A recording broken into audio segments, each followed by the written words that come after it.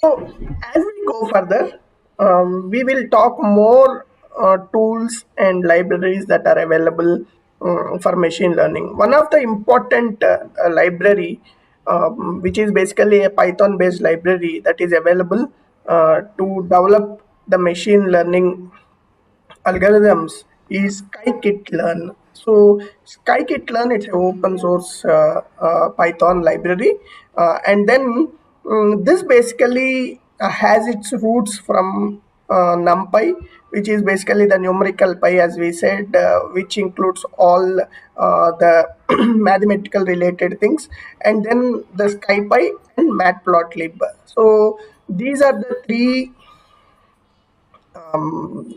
on which the SciKit-learn is based on. So this SciKit-learn is again, like we talked about TensorFlow as well, right? So TensorFlow, if you see there, it is more towards the neural networks, whereas SciKit-learn, you can use these models for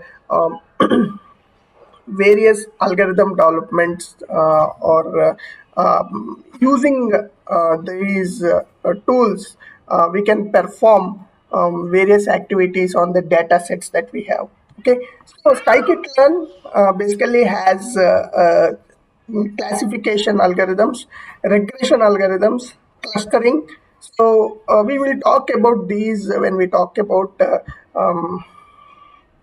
in detail on the algorithms.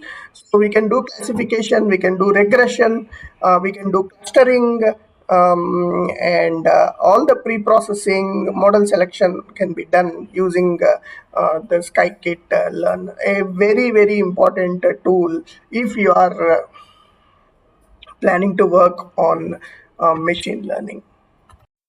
You can see from here when we try to install the SciKit-learn, right, using pip. So along with SciKit-learn, you also see NumPy, SciPy, and JobLib that are installed. So if you already had these and you are working, these will not be installed, and a basic SciKit packages will be installed. So this is an indication that you need NumPy, SciPy if you want to learn, if you want to work on SciKit.